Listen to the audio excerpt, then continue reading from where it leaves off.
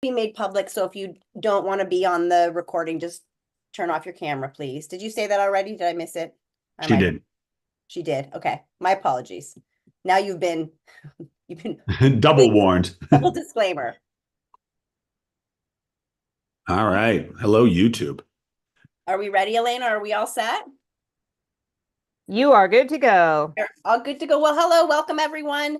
I'm Andrea Karen Nelson. I'm the founder of Allegory Editing, and I'm one of our developmental editors.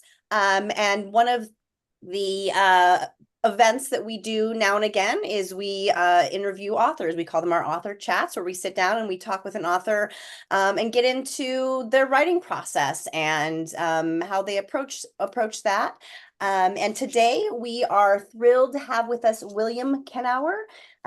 William is an author and writing coach, and his books include Everyone Has What It Takes, A Writer's Guide to the End of Self-Doubt, Fearless Writing, How to Create Boldly and Write with Confidence, and Write Within Yourself, an Author's Companion. He is also the editor-in-chief of Author Magazine. And in addition to his books, William has been published in the New York Times, Writer's Digest, Edible Seattle, and Parent Map, and has been a featured blogger for the Huffington Post. And he also hosts the popular podcasts Author to Author and Fearless Writing with Bill Kenower. And you can find him at williamkenower.com and learn more about all of the many hats that he wears. Yes. And if you want to find out even more and hear more from him specifically about his fearless writing, he's going to be doing a workshop with Allegory on February 14th at 10:30 a.m. So it's 10:30 to noon. That's Pacific time. And he's going to be talking about some of those dark questions that we have as writers about talent, intelligence, time, money, some of those things that haunt us. And in addition to that, providing participants with some tools to help focus your attention on where it needs to be and write what you most want to write. And you can find a link to register to that at allegoryediting.com/events. We will also send this out in a follow-up email, so you don't need to feel like you're taking notes. But if you have never been to one of our paid events, so that'll be one of our longer hour-and-a-half workshops, you can use the promo code newcomer to get in to this for free. Actually, to any of our workshops for free, you can use that for your first one. But might I highly suggest the one coming up in February. And we will send that out to you as well, so you don't need to write it down, but just know to keep an eye out for that because we're really excited. Yes. Bill, It's February 14th. It's a gift to yourself. it is. A gift to yourself for Valentine's Day. Self-love. I was looking at that. I was like, wow, we're getting into the emotional stuff. It's Valentine's Day. It just kind of seems fitting. That's right. It's perfect. So I'm going to start with my standard question that I always start with. All right. Lay it on me. Were you read to as a child? I was read to. There were a couple of things. I was read whatever children's books, my mom would read to us. But the thing I actually remember her reading to me the most were comic strips. There was a comic strip called BC by Johnny Hart, I think his name was. It was like a 60s, 70s. And we got a collection of them, and she would sit with me and read them to me. And my mom was a very good storyteller. And I remember laughing at one of them, and she turned to me and said, "You have a good sense of humor." And man, at age 6 or 7 or 8 or whatever I was, that really hit me. But oh yeah, I was read to, and I was a voracious reader when I was starting from about 12 or 11. I just dove in. That's interesting because, graphic novels, I think, got kind of a bad rap for a while, but then now there's such a resurgence of recognizing how important those are for kids and for them, and what a great accessible way those are. So your mom kind of had that instinct. Yeah, I mean, this was comic strips, like 4 lines and a joke sort of thing, classic. But of course, I read comic books too, which were the graphic novels before there were graphic novels. Essentially. And what kind of things do you like to read now? So unfortunately now, because I interview all these writers, I kind of just read whatever I'm going to be talking to, because it's one a week. And when I do read stuff, it tends to be spiritual it's not quite self-help, but I'm philosophical stuff in a way.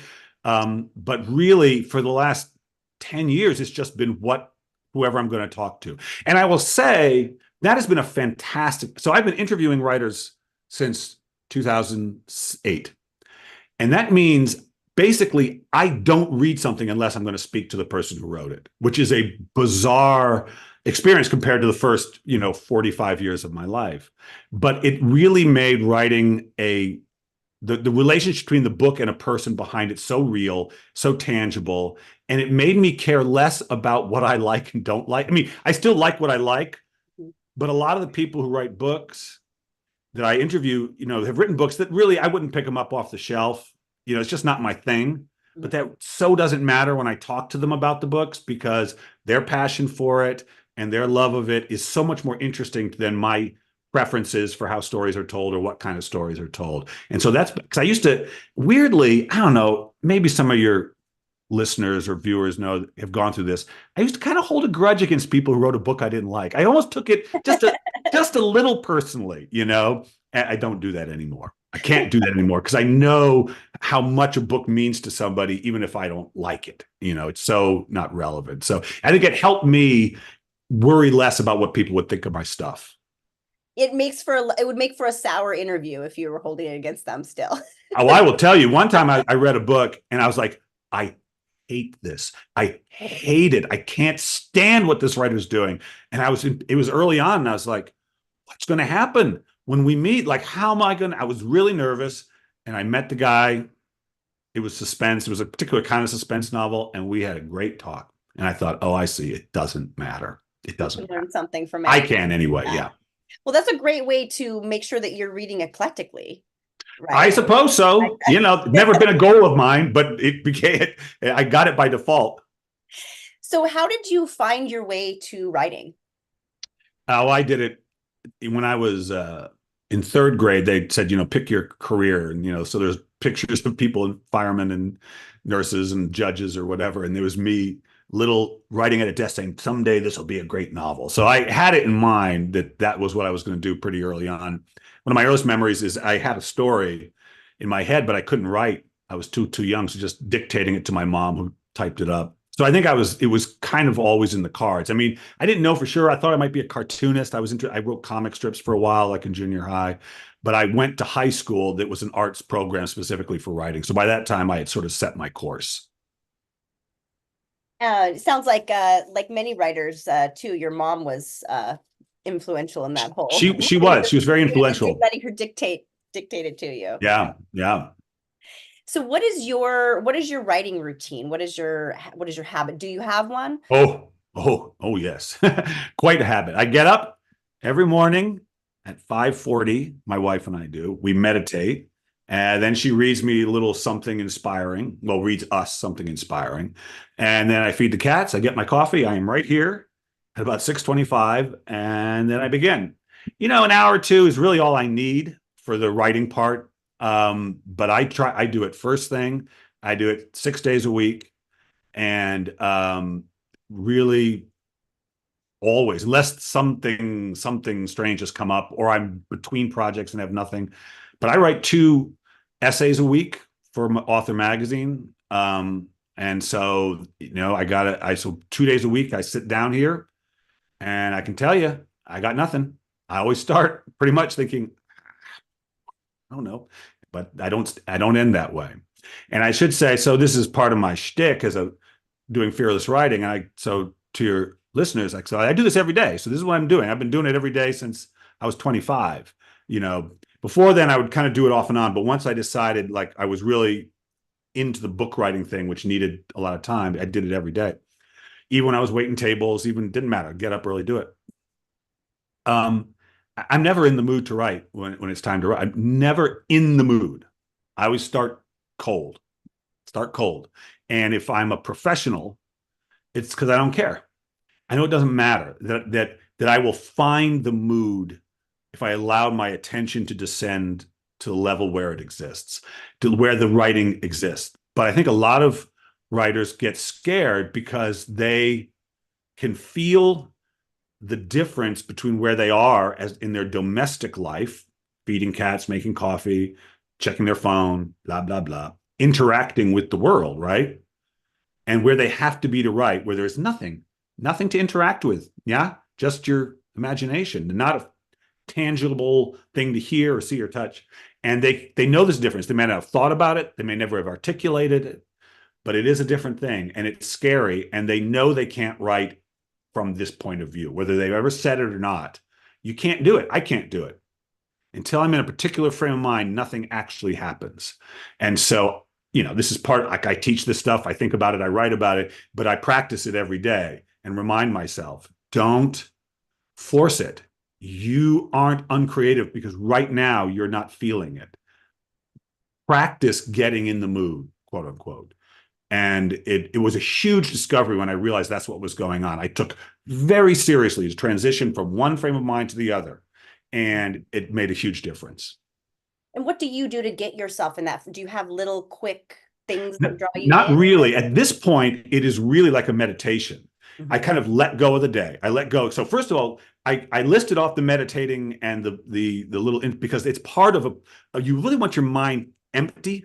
Like if you think of your story as a conversation, you can't have one conversation, which is the story, if you're having another conversation with the world about politics or sports or your relationship or your kids or your job or your ba ba ba ba. So I have to forget that conversation.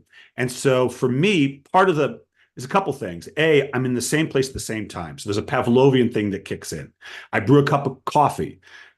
And in fact, if I have to do certain kinds of creative work in the middle of the day, I'll brew tea because hot beverage signals creativity. I don't know if it actually helps, but there's a kind of psychological. So there is a kind of training myself, like this is what we're doing now. But then I give myself time. If I'm writing a longer piece, I always let myself reread first, But sometimes, like I said, I do 2 essays a week, and that's a blank page and no ideas.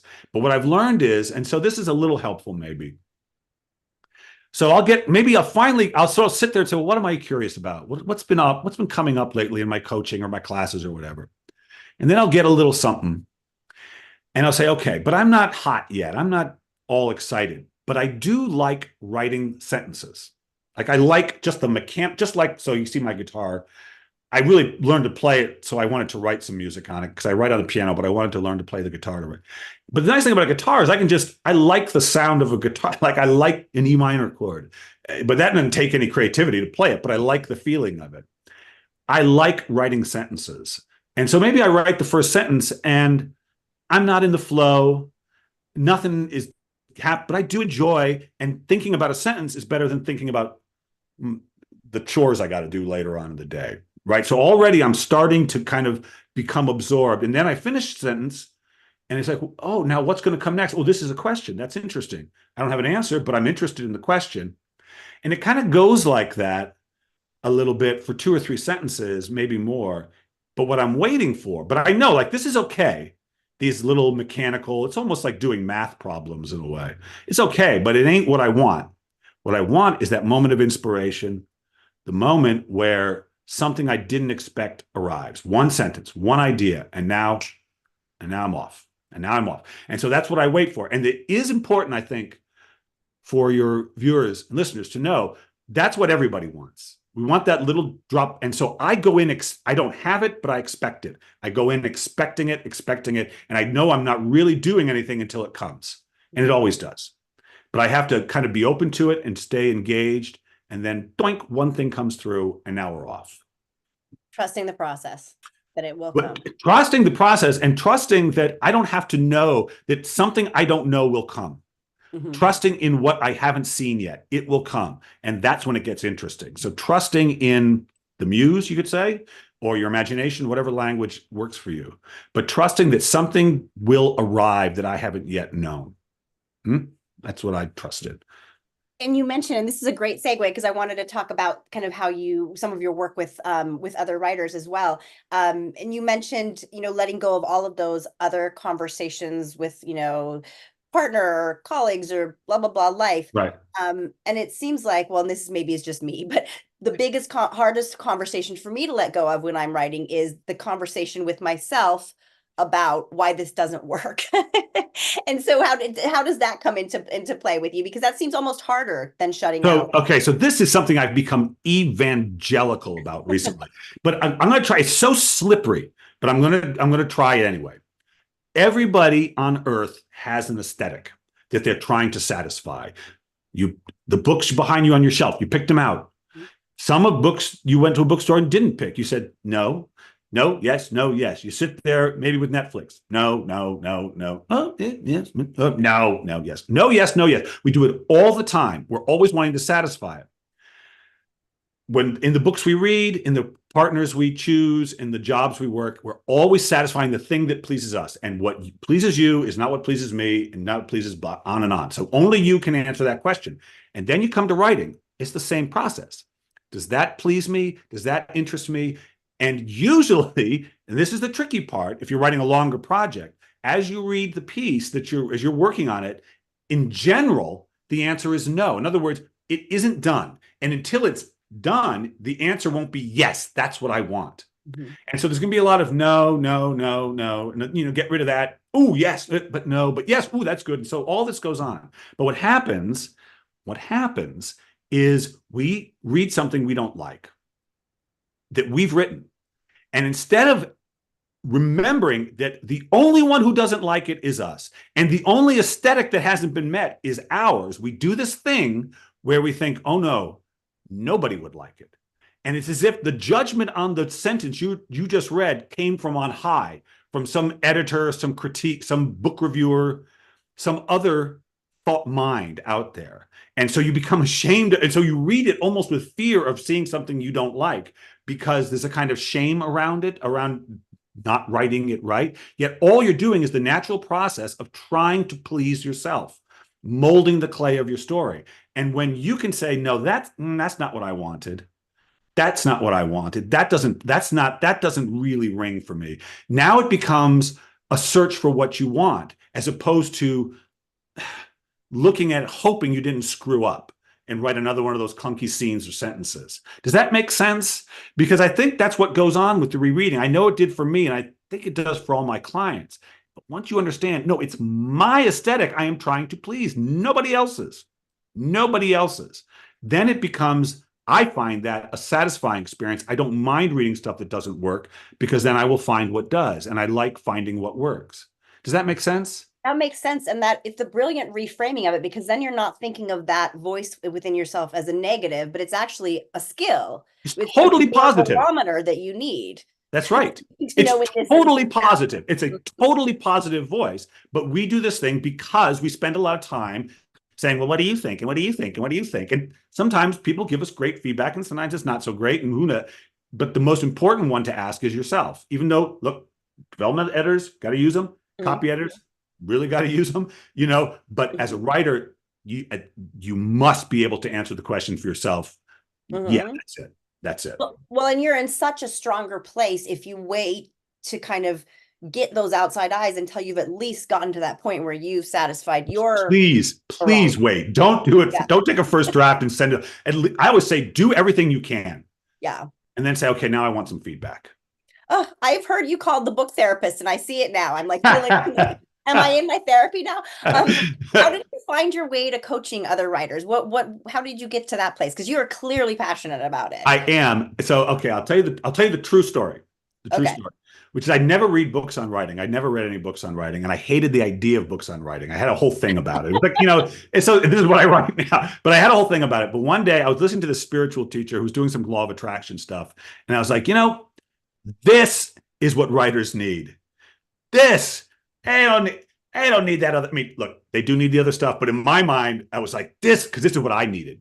Just someone to remind me. And I started getting really interested in the psychology of it. And I thought, oh, I'd be interested in teaching writing, but as a stealth spiritual teacher, kind of. And I will tell you, one day, and what happened is I would be at writers' conference and just start talking to people, and they'd feel down, and I'd sort of try to cheer them up. And I did that one time, and somebody said, you need to keep doing that. You need to write like that. You need to do it. I was like, I think I do. And what's interesting is I teach fearless writing, and I'll probably do this in the class. I say, that second half of the class, I just say to everybody, what's the hard part? What's the hard part of writing? I'm doing it on my podcast these days now too. What's the hard part? And the answer is never the craft. You got to learn your craft. I love the craft, and I love teaching it, but that's not actually the hard part. The hard part, I've realized, is the questions that writing summons about your voice, your value, time. Is this a waste of time? Am I any good? What will people think? That's the hard part. The questions that come up as you write. Rarely like, how do I get a good ending? How do I mean that stuff, you got to learn that, but that's not what torments you. That's not what keeps you up at night. It's all that other stuff. And I thought that's what I want to help people with. Because Andrea, I knew I had all the craft I needed. I knew how to write, but I wasn't having any success. And it was because of this other stuff. I just thought wrong about my whole writing life. So I used it to help myself. And so naturally I want to use it to help other people. I love it. It seems like it just fits your personality too. It right? does. I'm a cheerleader. You are. If I was a different person, I would have been an evangelical minister. So I want to talk about, you talk about the myth of talent and the belief that some writers have it and some don't. And so, and I love that idea of just doing away with the idea of talent. But if we do away with that, there still is the fact that it seems to come easier to some people, while some people struggle harder to find it. If we're not talking about talent, then what is that? What do you think explains? Well, so it's a tricky subject because what happened with the concept of talent is it becomes like this thing that you have. And so literally some have it and some don't. And so how do you know if you have it? By outcome. That shows us whether you have it or not. And so I wanted to do away with that because I noticed in myself how my writing changed depending on how I thought about my work and also the subject matter that I chose. When I allowed myself to write the story I most wanted to write in the way I most wanted to write it, suddenly I seemed talented. Suddenly I seemed to have a voice. But when I tried to make myself write stories in a way I didn't think I wanted to write them, nobody thought I had talent. Nobody thought I had a voice. And so I think that what happens is what we think of as talent is usually an expression of someone dropping all their ideas of what they should be writing for instance, perfect example. I was just talking to my friend Chris down in LA. Chris has had a lot of success in playwriting and screenwriting. His movie's coming out hopefully soon, starring Peter Dinklage. It'll be released, I don't know, in the spring sometime. Okay. So he's an award-winning playwright, but he was talking to me and he's like, Bill, because he knows what I do. He's like, Bill, I really want to go to prose. But I'm having all this doubts about it. And he said, but the thing is, he said, when I wrote plays, he had been an actor. He said, I was an actor. He said, but I never read plays. I never read a play. So when I sat down to write a play, I had no other plays in my mind. I just thought, this is what I want. This is what I want. This is what I want. And people said, he's brilliant because he had no preconceived notion. Now he had a sense of what drama was like, but he wasn't imitating anyone. And when I wrote my first essays for author, I had no concept of what an essay was like. I mean, I sort of did, but really, I just felt like I was inventing the form in and of itself. The more you think, but when he was writing prose, he was thinking about how Hemingway wrote, and how Faulkner wrote, and how, and it was gumming them up. The less you care about what people think of your stuff, the less you compare yourself, the more brilliant you seem, the more creative you seem, the more original you seem. But the more concerned you are with how you'll appear and whether you match up to whatever writers you admire, now your work gets very confused. And so I always think of it like we all have access to the exact same resource of genius, of talent, but some people know how to access it and some people haven't learned how to access it. And that's the difference. That's why some people seem to be having it come so easily. Comes easily now because you could say I've learned how to use it. I've learned how not to interfere with my own unique genius, because everybody's got one. And I have begun to learn how to allow it through. Does that make sense? Because that way, because some people may never access it. Like they may never learn, they may be convinced it's something I got to prove or whatever, but it doesn't mean it's not there. And I will tell you, the reason I'm so passionate about that is I raised a kid on the spectrum. Everyone Has What It Takes was going to be called No One Is Broken. It was going to be a memoir about raising a kid on the spectrum. And I couldn't believe in broken people because if I did, I would think he was broken. And I didn't buy it. I thought the only difference is his orientation, the way he is focusing is making it difficult for him to succeed in the world. But I had seen him shift his focus and everything changed. So it's just a question of where his focus was, not what he was capable of or what anyone was capable of. And so I gave up on the idea of broken people. And a writer who has no talent is a broken person, a broken writer. I don't buy it. I don't buy it. If you love to write, then you have everything you need to write, but you have to allow that to be enough. So my next question was going to be sort of where do you think that idea of talent comes from in our culture? But I want to drop that because you were talking about, raising a child on the spectrum, and I'm upset. Neurodivergence is a real area of interest for me, Right. as our culture is definitely changing on how we look at that. Oh my And Lord. so do you think that our culture is also shifting on how we look at talent and kind of where that comes from? Like, or do you I think? hope so. I hope so. This is the weird thing. So writers are very progressive people in general, very compassionate, forward-looking people. But here's the problem with talent, what I call the creative haves and have-nots. What we do, creative people, for all our generosity, we start ranking people. This one's genius. I don't even like to use the word genius. Oh, he's a genius. Because suddenly now we've divided ourselves. Mhm. This one's got it, this one doesn't. And this one, and suddenly we're ranking ourselves and we're dividing ourselves, and some are better and some are worse. And it's like, well, there we go. We're right back where all the problem starts. And one of the most important interviews I ever did, I kind of mentioned this before, but actually it was a different interview. It was with a romance writer. Now, listen, I came from literary fiction, and romance for a time was seen as like, this is what you don't do if you want to be a literary writer. They broke the rules that literary writers felt they had to follow. So in my own way, I had my little bit of contempt for them. But, I was a young guy. This is what I did.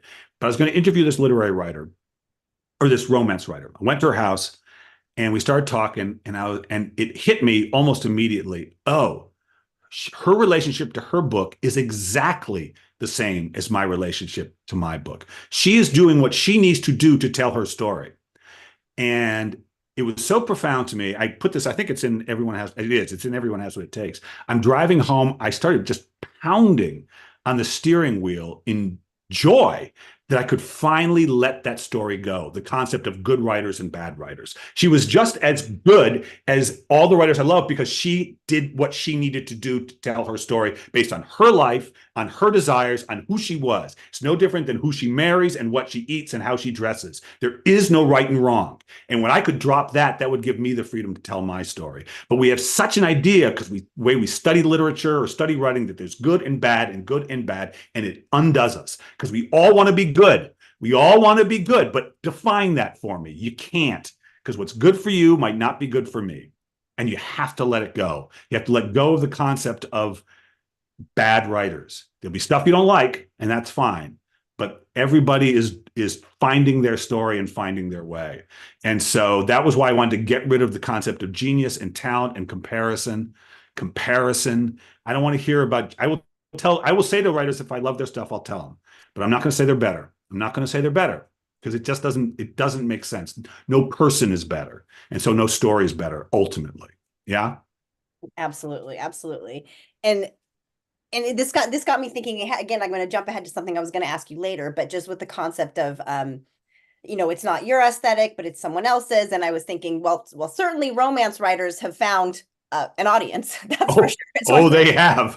Oh, have they? And so then I got me started thinking about success. So I want to jump ahead to think about this question because you've interviewed some pretty big name authors, people who are huge. unarguably successful, right? Yeah. Unarguably, if we're buying into the concept of talent, no one would say everyone would say they're talented. Right. Sure. They would say, there's the proof. Yes. There's the proof, right? I think it's really easy to look to assume that if we can just reach a certain pinnacle of our writing, then we're going to be just like magically endowed with the shield of confidence but we're all still human. And I was watching the Grammys last night. I can't remember who was talking about how much fear has fueled their music. I wish I knew who it was. So in what ways do you see that fear still come into play with writers who are at that kind of they've met what we would all think of as okay? Well, the number one, so fearless writing, there it is the central thesis of it is very simple. You cannot worry what anyone thinks about your stuff. That's it. Like that's the whole thing. But we will, but as authors, and I'm going to talk about this in the class, like what other people think of our stuff seems to matter an awful lot for a lot of different reasons, for financial reasons, for getting agents, editors, whatever, reviews. And also it feels good when people say I like it, and it feels bad when they say I don't. And so even when I'm interviewing, if you can watch on YouTube, my interview with Kristen Hanna is up there. Her book was the #1 hardcover book in the world when it came out in 2020. So she's had a lot of success. She didn't talk what she was afraid of much. She's a very practical person. It doesn't get to her, but I've talked to plenty of writers. And in fact, oh, Amy Tan. I was talking to Amy Tan, and she was like, "Yep, I got to block out what my editor thinks, what all my readers think, what everybody thinks." Andre Dubus said the same thing. You write in that first book, and then suddenly you get on Oprah, which he did, and then suddenly the light's on you, and now people are paying attention, and you can't think about that. So it doesn't matter if you're a beginning writer wanting the attention of an agent, editor, or a bunch of readers, or already established writer, but now who's got all this attention. When you write, you cannot think about those readers in that way, about pleasing anyone but yourself. You will feel confident. You will feel confident if the only question you're asking is, what is the story I want to tell? And if I told it to my satisfaction, and if that is the only questions you're asking to the exclusion of all others, not is there a market, not is it good enough, not will women between the ages of 35 and 60 like it? No. Is this a story I want to tell? Does this please me? You will be resting in your inherent confidence. But the problem with writing is there are so many opportunities not to think something else, to let your attention wander to the theoretical reader. And the reason, in fact, that I do my interviews is that's what I wanted to talk about. Like, what keeps you up at night? What are you struggling with? What are you going through? And everybody goes through it to some degree. Will this be any good? Oh, in fact, so I interviewed Alice Hoffman, wonderful writer. Loved Alice Hoffman. I loved her I had never heard of her. But I read her book. I was like, God, I love this book. And so we talked, and I was like, and she said, she said, every time I start a book, and she'd already published like 23 or 24 books at this point. She said, I always wonder in the middle of it when she starts it, she said, I always wonder, how do you do this? How do you write a book? I don't know how to write a book because it's not her last book. And I was talking to Louis Sachar about that after, who wrote Holes and I forget, he's so many books. Holes blew up and was enormous. Lovely guy. And he had just written this book, which was a little older audience, so he had some uncertainties about it. Because he gets into the middle of every book and thinks, this is a disaster. This will never work. And he told me, he said, I'm at a writer's conference with Judy Blume. And he's sitting with Judy Blume. And he says to her, do you ever finish a book and wonder if it's any good at all? She said, oh, every single one. And that's because we only know if we like it. We have no idea if anyone else will like it. All we really know is that we like it, and that has to be enough. And that's all you ever get. And then you learn afterwards. But all you really get is, I like it. That's all Shakespeare got. That's all Stephen King got. That's all Toni Morrison got. That's all we get. And all the other stuff comes afterwards. It's comforting in a way because to know that everyone feels that. But then also you think, wow, the fear could even go up for some people in those positions. Sure. So much more expectation on them. And so there's some maybe even freedom for those of us who are. I'm working with a client now. She's in England. I won't say who she is, but her debut novel came out and it was big deal. But she contacted me because she's blocked. She can't write her next book. And so I'm working with her. But I mean, her publisher and agent are like, give us your next book. We want it. And she can't quite find it because she's going through, I think, she's starting to overthink it. She's getting self-conscious. So we're doing this. And she knows how to write. She's a lovely, she knows how to write, but that ain't the problem. That ain't the problem. Do you see themes? Do you feel like fear is different for every writer, or do you see themes? I mean, we've touched on that a little bit, but. You mean, what do you mean? Do you mean certain fears come up again and again? Yeah, certain fears. Do you feel like there's across writers, like we're all sort of afraid of the same things, or do you see some of the uniqueness between writers and what they're afraid of? So in general, when I ask what's the hard part of writing, I already know what the answer is going to be. I don't know who's going to say it, but for some people, it's going to be time. For other people, it's who am I? Like I said, I have this client. He's a huge stand-up comedian in Australia. I mean, he gets millions of people, but he wants to write nonfiction. He's like, who am I? You stand in front of people, you put yourself out there, but when it comes to writing, who am I? Who am I? So that's another question. Who am I? Time. Often for women, often it's selfish. I'm not taking care of her. I'm not helping anybody. It's too much me. What if I'm no good? Just what if I'm no good? Do I have what it takes? What if I'm embarrassed that it won't be good enough? Yeah, that comes up again. And really, it all comes down to what will other people think of it. Mhm. Except for the time thing, that's different. That's a different issue, but it's very present. And I would say that always comes up. Do I have enough? Finding time, which has nothing to do with time. It's always about something else. But it is a fear too, right? In that sense, especially. Oh, it's fear-based for sure. Right, because you're making a trade-off. You can find that time, but you're trading off something else. That's right. And where is this going? Okay, I'm not taking care of my kids, or I'm not making money, or I'm not. Where's this thing going? It weighs on people. What if I'm wasting my time? Yeah, I know you're going to get into this at your workshop, but For sure. But maybe you could give us a few nuggets, or do you have a few tips for writers looking to get out of that place of fear and find like? Well, the main thing I would say is this: make sure the only question you're ever asking is, what do I want to say, and have I said it? What's the story I want to tell, and have it? And pay attention. Like anytime you're not asking one of those questions, you will feel bad. You'll feel depressed, you'll feel scared, you'll feel uncertain. But every time you ask the question, what's the story I want to tell? And by the way, not what's the story that other people will like, not what's the story that will sell, just what do I think is cool? As soon as you ask the question in that way, it feels good, even if you don't have the answer. But as soon as you start asking yourself questions that really are based on what other people will think of your stuff, you will feel uncertain, you will feel insecure. So the main thing you can do is make sure you're only asking, is this story, what's the story I want to tell? And as you reread your work or reread the sentence you just wrote, make sure the question is, does that please me? Is that what I wanted? And the answer will be no sometimes, a lot of times. That's okay, because you're trying to please yourself.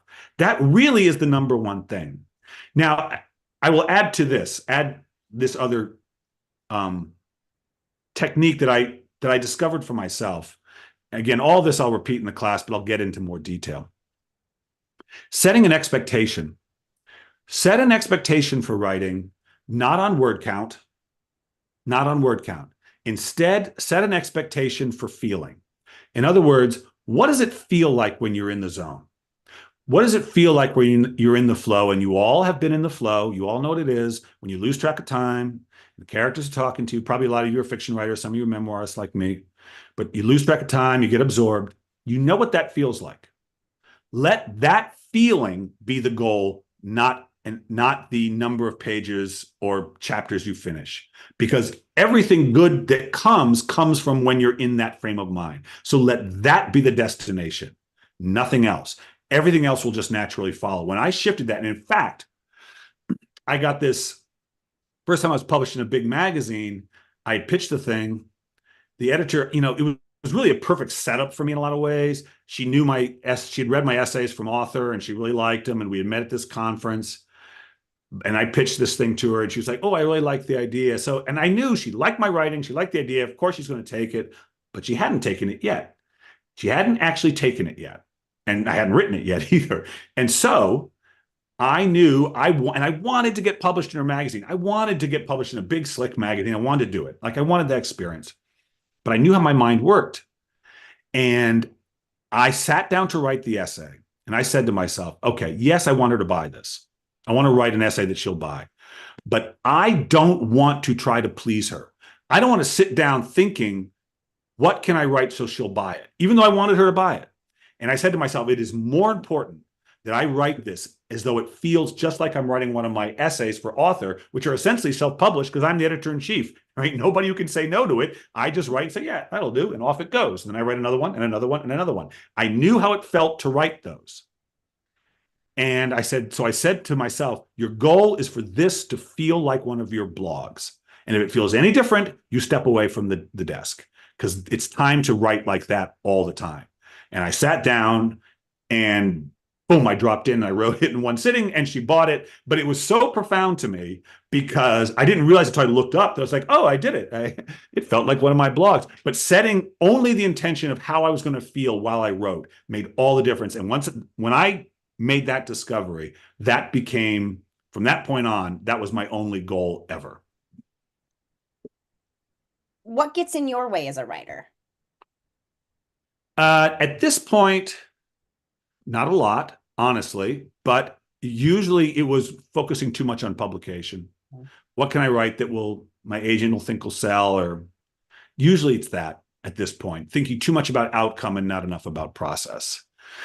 For years I was writing fiction, and I really was sick of fiction by the time I had moved on. I was long tired of it. I really wanted something else, but I didn't know it. I wouldn't allow myself to say, if you could write anything, what would it be? And it was not fiction. It was a totally different direction. But now it is thinking too much about outcome. And when I can bring it back to just, I like how it feels while I'm writing this, that's really in the moment, then I'm doing okay. But as soon as I start getting, well, will this sell? What's the market? What am I last? I get lost. And at what point do you think it's useful or what point do you shift to this, or for other writers to shift to thinking about some of those questions? Because we have to, from When it's practicality, finished. you need that outside eye. So when it's finished, then you start thinking about Yeah. it. Now I should say, with Everyone Has What It Takes and Fearless Writing, they weren't finished when we sold them. I'd done the proposal, and the proposal can become a kind of creative work in and of itself. But like for the book I'm writing now, I'm not showing it to my agent until it's done. I really want this. I'm interested in this thing being done. But in general, I would say make sure you're writing a nonfiction where you really understand the proposal and you love it and you can write it. That's just kind of its own animal. But in terms of like fiction, I think it should be finished. Don't think about selling it until it's finished. If you have a series and you're working in flow like that, you can probably be a little more fluid because you're more aware of the sort of where your work is going and sort of your voice. And it can become a little more fluid like that. But in general, I would say wait till it's done. And then particularly if it's a brand new kind of book, then think about it afterwards. I think doing it in the middle is really problematic. Mm-hmm. And so I want to talk a little bit about when you work with writers one-on-one, because a lot of people here have seen you at conferences, that may come to your workshop, but what is that process like when you're coaching people? Where do you start with them? What does that look like, especially for people watching who might be interested in knowing that? First of all, I love coaching people. I never would have guessed that. I mean, I kind of would have guessed that, but I knew like I didn't want to be a book doctor, for instance. It's not my thing. But I know you guys are, thank God. And in fact, I will probably send people your way because when people really want that. I don't do that, but I do a couple of things. For some people, well, I'll say, first of all, one thing I always do is we meet for an hour and we talk. And I just say, tell me about it. Tell me about yourself. Tell me about your project. Tell me what you're going through. For some writers, I say, okay, good. Send me a chapter. Let's look at it. Let me find out how you're writing. And maybe, particularly if you do memoir stuff, a lot of memoirists tend to find me. Let me just work on let me get your swing. Not to tell you how to write the book, but teach you the do's and don'ts of memoir writing. We go through that. But there are some clients I've never read their stuff. Never read their stuff. Because we just talk about what's blocking them. And it's like life coaching therapy. It's sort of just, I'll say, okay, all right, so they tell me what's going on. I'll say, okay, go back now this week or next 2 weeks. I want you to think about this or try this and not that, or write this down. I'll give them a couple of suggestions and say, and then come back in 2 weeks and let's find out how it went. And let's tweak it again, and let's tweak it again, and let's tweak it again.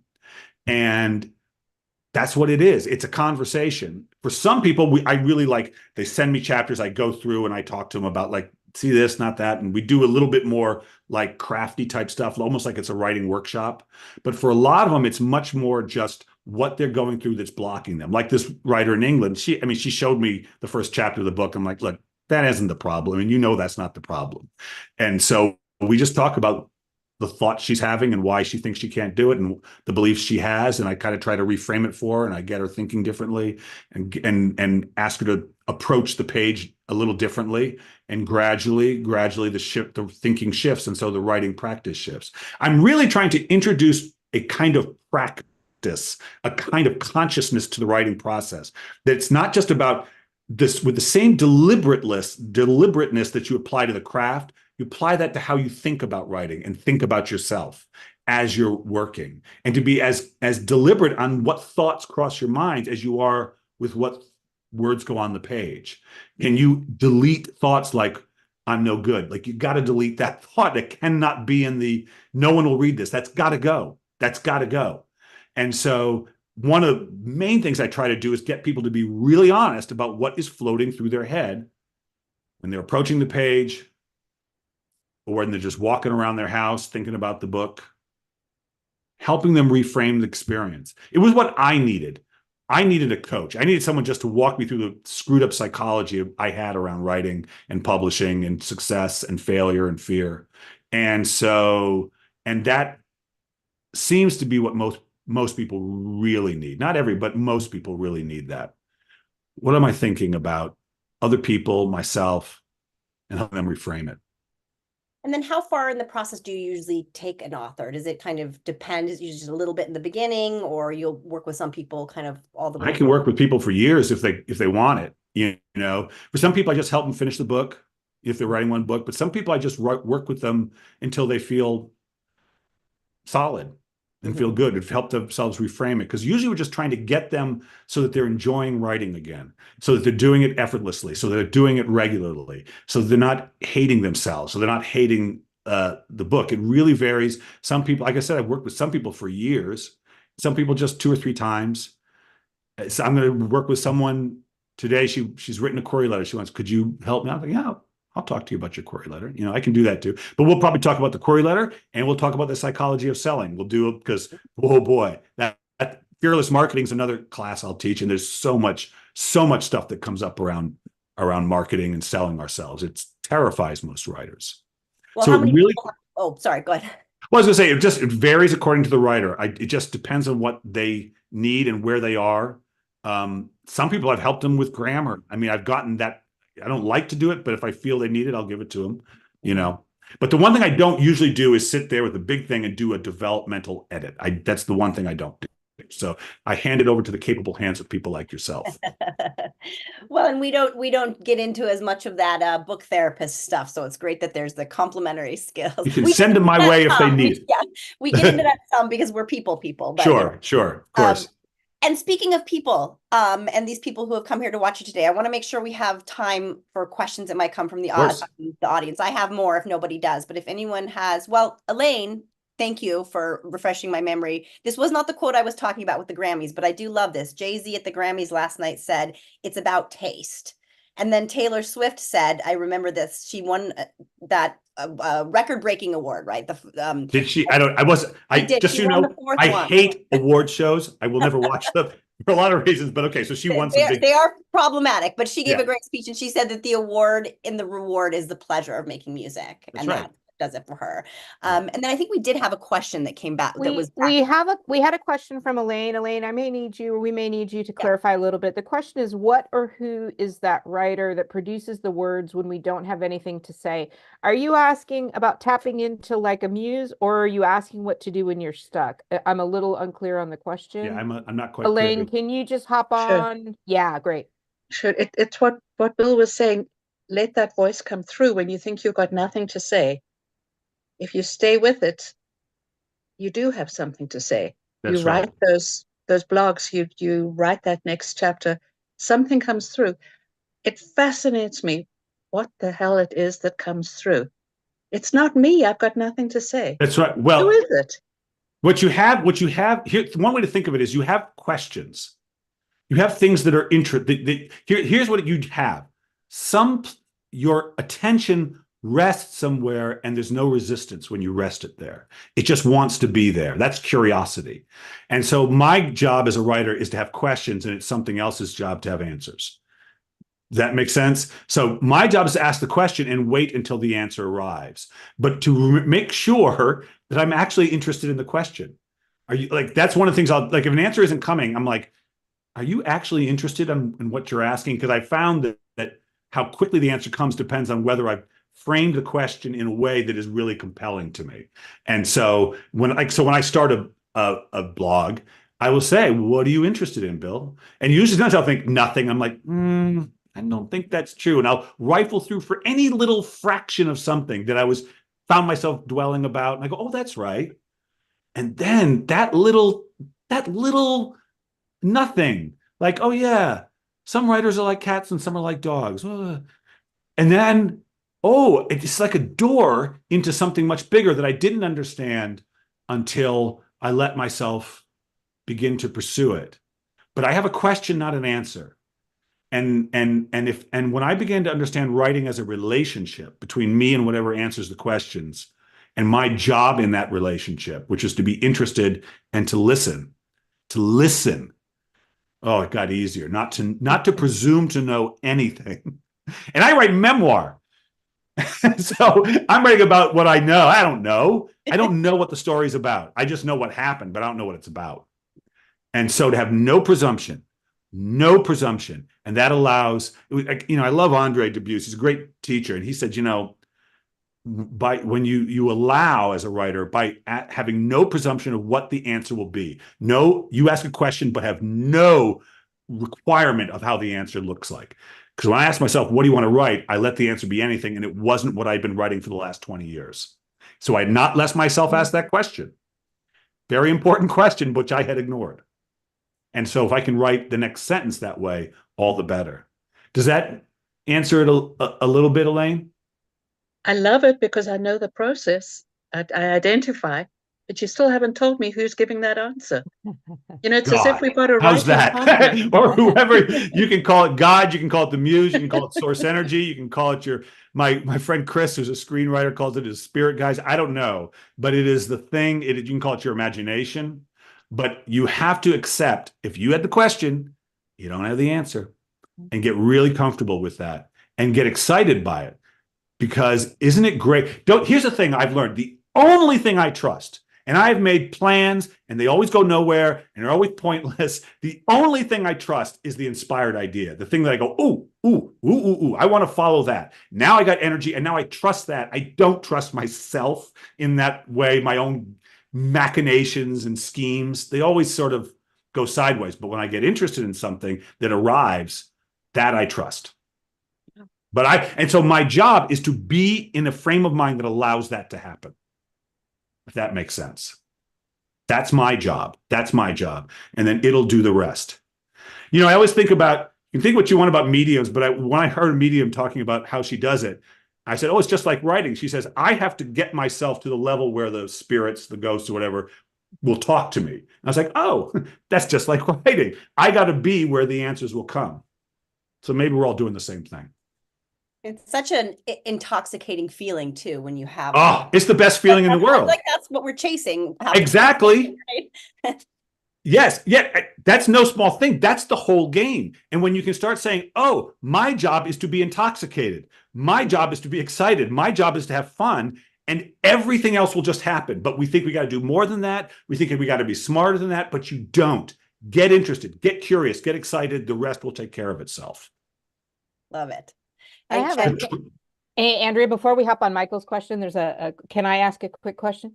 Yeah, of course. And then Michael's got one in the comments. So, and a quick comment, Bill, I think the answer is the collective unconscious. That's where I go. That's another good word for it. Right.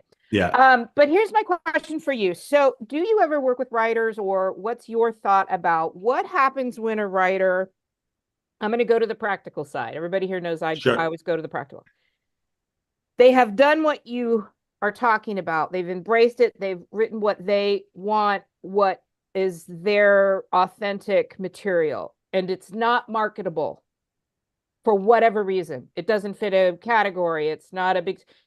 Everything is marketable. Here's what I'm going to answer your question. Everything is marketable, but their job is to translate for people what's so awesome about their story. And sometimes that takes as much creativity as the writing itself. Does that make sense? It does, but the other part of what I was going to ask is, if people go through the query and they don't find a publisher and they don't find it, do you recommend to people, look, your project is a niche, self-publish, or do you also look at that there are so many different ways to publish? Is part of the process understanding where your work fits? Oh, absolutely. Okay. Absolutely. There's people, there was this, I worked with this memoirist who he had never written before, really. Mm-hmm. And he tried to kill himself and he didn't. So he had this whole story about going through alcoholism and all that. And I really worked with him. Because he had to learn to write. He's a bright guy, but he had to learn to tell stories. And we did a lot of work. And, he approached some, and I sent him off to a developmental editor too, and they worked together. And he worked with some, he tried submitting, it didn't go anywhere. But I really sensed, I don't think he even wants to, I think he wants to self-publish. I think he wants to create his own business, essentially, his own thing, which he did. And the thing won some awards and he self-published and it went great. So I try to sniff out the person, because I don't want to self-publish. It's just a bad fit for me. It just, I don't think, but things might change. And so I try to sniff out the writer, because I know people who self-publish and do great at it, and they have a particular personality. they have a way that they can work with that, because it's different.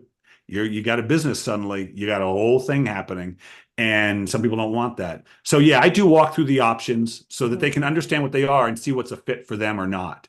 Fearless publishing. That's what you're doing. It Fearless is, publishing. and I will say the thing about publishing is it is a weird, like, I know there's a lot of practical things to it, but there's a lot of intuition. There's a lot of trust, and you can get in your own way in the tiniest of ways that will interfere in whether a book is bought or not, will succeed or not.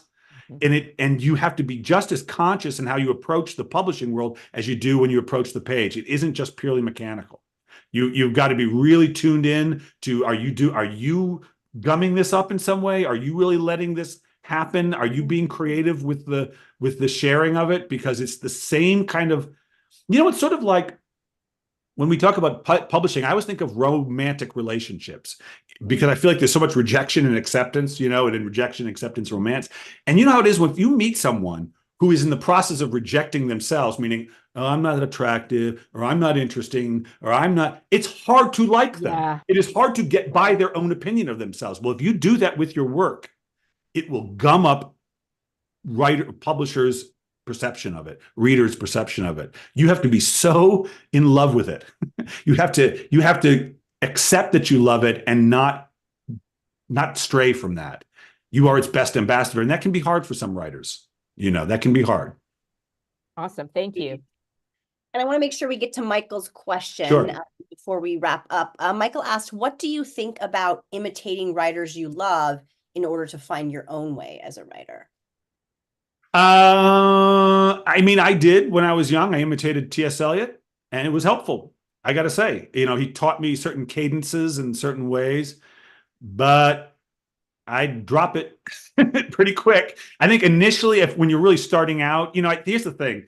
In the world of music, there's a lot of learning to play, just like Paul Simon plays, or the way Horowitz played, or whatever. And in the world of art, they do a thing where they say, okay, sit there and paint this Van Gogh. And I suppose there is something to be gained for that. My wife who's a wonderful artist, never tried to imitate anyone. She never did it. She had no interest.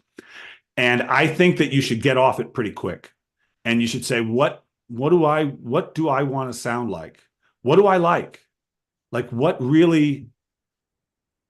excites me the most? And the thing is, if you see writers you love, there will be stuff in that you want to capture. But it's hard to say what it is. Like, I loved James Joyce for a while, but I really do not write like James Joyce. But there was something about the way he attended to the smallest thing that I found beautiful and moving. But that is not the way I tell stories.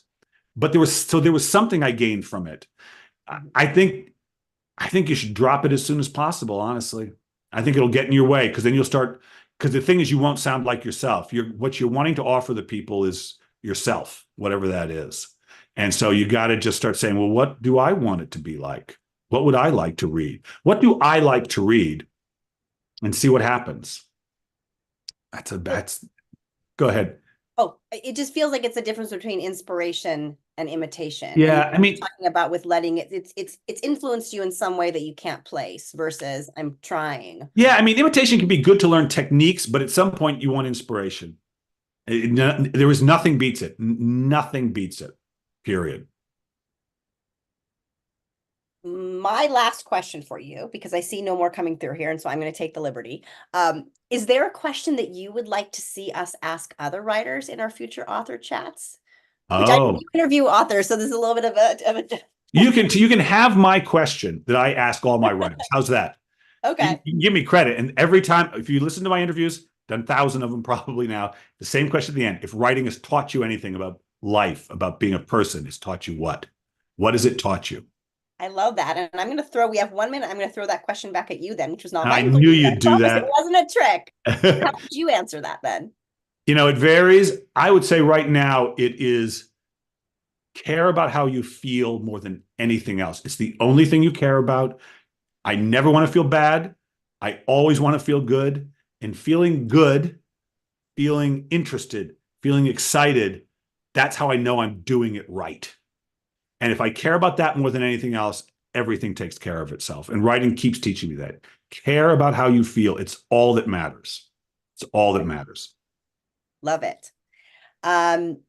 Where can people find you? Or is there anything you want to plug right now before we So yeah, two things. WilliamKenower.com is the hub of my internet empire. You can find everything about it there. But the thing I'm very excited about right now is my little 7-minute podcast every week, Fearless Writing with Bill Kenower. It's on YouTube. It's where all podcasts can be found. And it's just 7 minutes, 5 to 7 minutes of me talking about all this kind of stuff. But it's a small dose. So it happens fast. It's like a cup of coffee.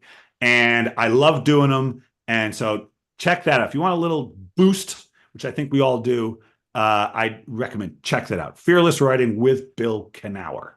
And come get to spend some more time with Bill on the 14th. We're going to send out the link. You have that free code if you want to come to his workshop. And if you're not able to attend on the day of, you will get a link to the recording. So if you're interested in it, sign up whether you can make it or not. Thank you so much for joining us. This was an absolute pleasure. This was a lot of fun. It was a lot of fun, Andrea. Thank you. Great to have Thank you everyone for coming.